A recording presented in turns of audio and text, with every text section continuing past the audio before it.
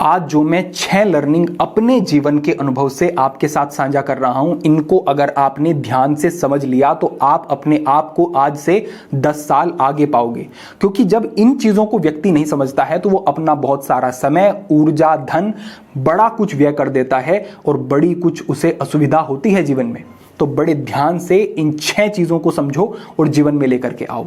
आगे बढ़ेंगे, सारी चीजों को समझेंगे। बस छोटा सा संकेत ये कि डिस्क्रिप्शन में आपको 21 दिन की ध्यान साधना, जो सिद्धि सूत्र ध्यान साधना हमारी व्यवस्था है, इसका लिंक मिलेगा, पूरा जानकारी इसकी मिलेगी। इससे आप जुड़ें, इसका हिस्सा बने और 21 दिन में आप अपने सबकॉन्शियस को बदलता हुआ और अपने जीवन में बड़े बदलाव, शांति, तनाव मुक्त स्थिति को प्राप्त करेंगे। तो इस व्यवस्था का हिस्सा जरूर बने। अब आगे बढ़ते हैं और मूल विषय को समझते हैं। देखिए, सबसे पहली बात यहां पर है कि कई लोगों का यह भाव होता है कि जब समय आएगा तब कर लेंगे, जब जरूरत होगी तब कर लेंगे, और जब बिल्कुल बॉर्डर लाइन पर वो पहुंच जाते हैं कि अब अगर स्वास्थ्य पर ध्यान नहीं दिया तो सेहत बिगड़ जाएगी, अब अगर काम पर ध्यान नहीं दिया तो बड़ा घाटा हो जाएगा, अब अगर नहीं पढ़े तो परीक्षा में अंक नहीं आएंगे सही से और हम फेल भी हो सकते हैं। इस प्रकार की स्थितियां बनी, यानी बिल्कुल बॉर्डर लाइन पर पहुंच गए तब सचेत हुए। मैं आपको कह दूं कि आप पहले से पिछड़ चुके हो, आप ऑलरेडी पिछड़ चुके हो।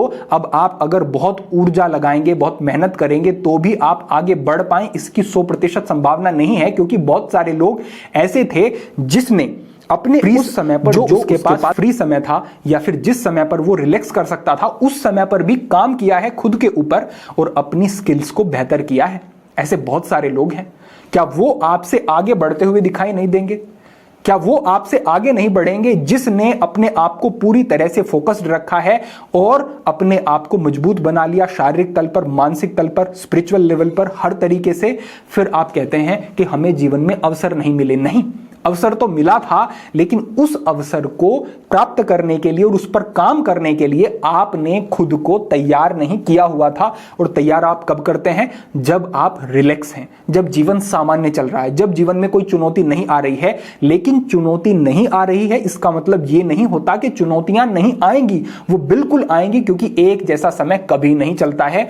अपने आप को तैयार करो। अगर जीवन आज स्मूथ चल रहा है, ईश्वर की कृपा है, ठीक है, लेकिन अपने आप को तैयार करते रहो, खुद पर काम करते रहो। ये एक नियम अगर आप बना लोगे और हर दिन अपने आप को थोड़ा सा बेहतर बनाओगे तो एक दिन आप विशेष होंगे, विलक्षण होंगे और कैसी भी स्थिति फिर आए आप उससे निपटने के लिए तैयार होंगे। तो इस पर काम करना शुरू करना और इस पर ध्यान देना।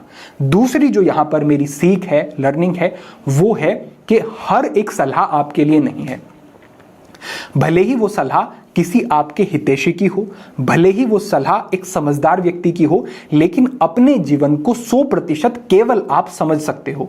कब समझ सकते हो? अगर आप सचेत हो, सजग हो और जीवन के महत्व को समझते हो, समय के महत्व को समझते हो, तो आप ही खुद के लिए सबसे बेहतर डिसीजन ले सकते हो।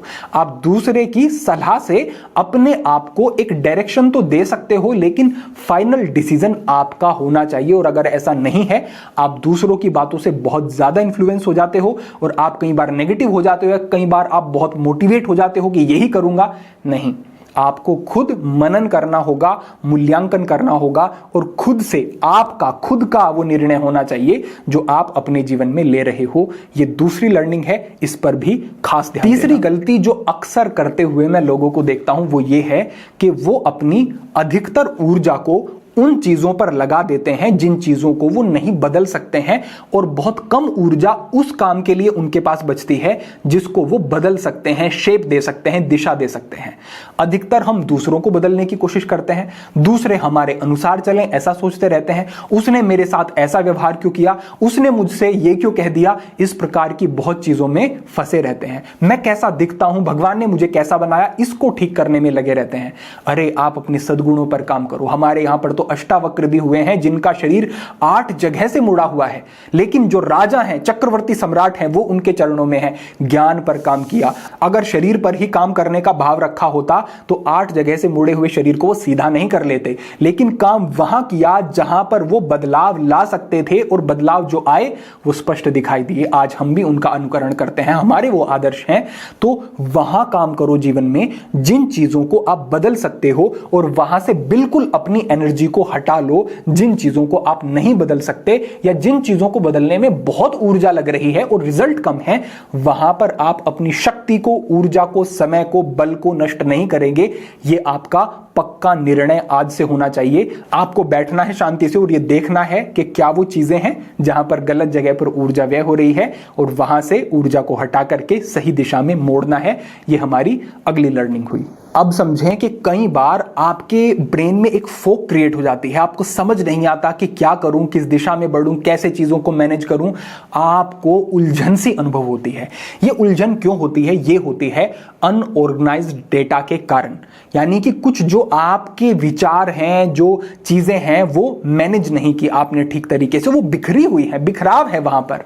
इनको ऑर्गेनाइज करने का तरीका क्या होता है, इस चीज को करके देखना। ये एक लॉ भी है कि आप जब किसी चीज को लिख लेते हो तो लिखते ही सही तरीके से अगर लिख लिया, सही सिस्टम से, तो आपकी 50% समस्या का समाधान हुआ, आपको तभी से अनुभव होना शुरू हो जाता है।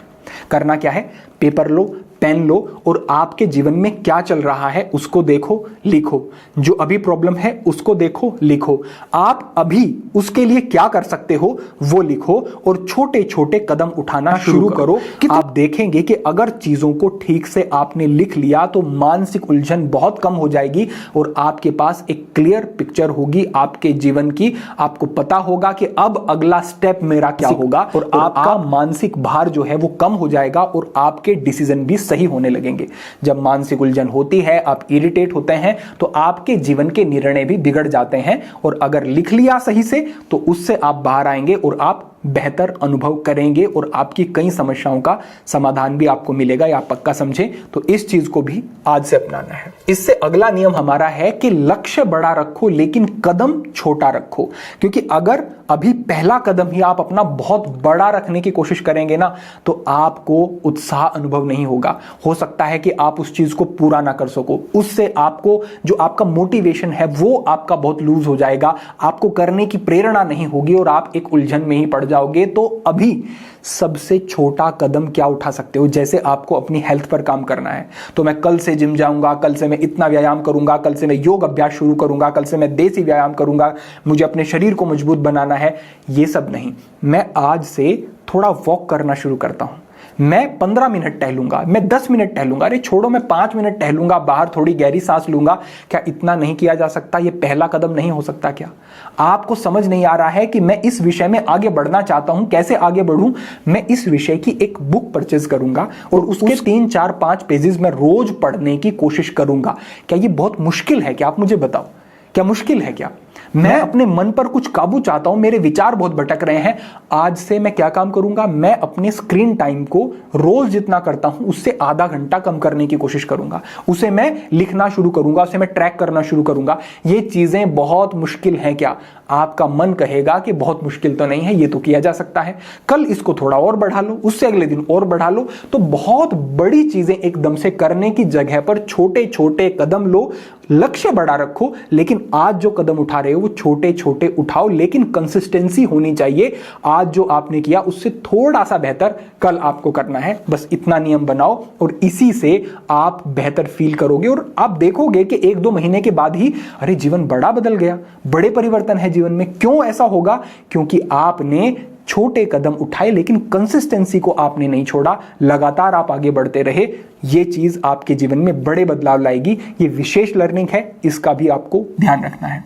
इससे आगे बढ़ते हुए जो फाइनल लर्निंग हमारी आज की है वो है कर्ता हमिति मन्यते। भगवान कहते हैं अहंकार विमूढ़ात्मा कर्ता हमिति मन्यते। अहंकार जब हमारे मन में होता है तो हम सोचते हैं कि हम करेंगे तो ही होगा, हम ही सब कुछ करने वाले हैं, अगर हम ना करें तो ये तो सारे काम रुक जाएंगे, मैंने उसके लिए ये काम किया था तब उसका जीवन ठीक है, नहीं तो मैं ना करता तो सब बिगड़ जाता। ऐसा नहीं है। करने वाले वो अखिल लोक चूड़ामणि प्रभु ही है हमारे।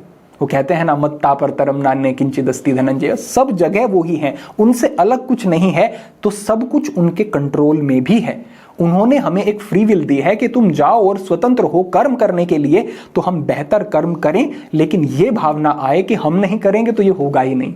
होने के लिए तो वो कुछ भी हो सकता है, होने के लिए तो अलग अलग माध्यम बन सकते हैं उस चीज के होने के। आपने वो किया तो ईश्वर का अनुग्रह था कि आपसे उसने कुछ अच्छा काम करा लिया, आपको निमित्त बना लिया उसने, तो वहां पर ग्रेटिट्यूड होना चाहिए, विनम्रता होनी चाहिए। ये विनम्रता होगी तो जीवन में मैं पक्का कहता हूं कि ये एक ऐसी आपकी मनोस्थिति है, मन का भाव है, जब आप अपने को कर्ता नहीं समझते हैं, आप बड़े विनम्र रहते हैं और ईश्वर का ही धन्यवाद करते हैं कि आपने हमसे ये कराया, हमें ये आपने प्रेरणा दी कि हम ये काम करें, ये शुभ कर्म करें, तो इसमें भी मैं कोई अहंकार से ना भर जाऊं। जब इस तरीके के भाव को हम बनाएंगे और कर्ता भाव को छोड़ करके हम साक्षी होंगे, हम देखेंगे किस तरीके से मुझे ये प्रेरणा ईश्वर दे रहे हैं, मैं ये कर रहा हूं, और हम ग्रेटिट्यूड से भरे रहेंगे तो जीवन में बहुत कुछ बेहतर आएगा, अच्छा आएगा और जीवन सही ट्रैक पर आपका आएगा। ये 6 लर्निंग है। कहने को ये बात लगेगी कि भाई ये 6 लर्निंग ही तो है, क्या ये बहुत बड़ा कुछ काम कर सकती हैं? लेकिन मैं पक्का कहता हूं जीवन में ला करके देखो और आप 1 साल के बाद फिर से पीछे मुड़ के देखना कि मैंने ये 6 चीजें अपने जीवन में अप्लाई करी थी और आज मैं कहां हूं। ना किया तो कुछ भी नहीं, और किया तो जीवन बदल सकता है। इनको मन में धारण करो, इनको जीवन में लाओ और अच्छी आदतें बनाने के लिए हमें सदा प्रेरित रहना चाहिए। इस बात को मन में रखो और जो हमने संकेत किया कि सिद्धि सूत्र ध्यान साधना का हिस्सा बनो, जो व्हाट्सएप चैनल है उसका लिंक भी आपको डिस्क्रिप्शन में मिलेगा, उससे भी जुड़ो क्योंकि सारी अपडेट आपको वहीं पर मिलती रहेंगी। तो आज के लिए आपके लिए यही मार्गदर्शन था, यही विशेष प्रेरणा थी। भविष्य में अन्य महत्वपूर्ण विषयों पर मार्गदर्शन होता रहेगा। सभी के लिए प्रार्थना, सभी के लिए मंगल कामना। आज के लिए इतना ही। नमो नारायण।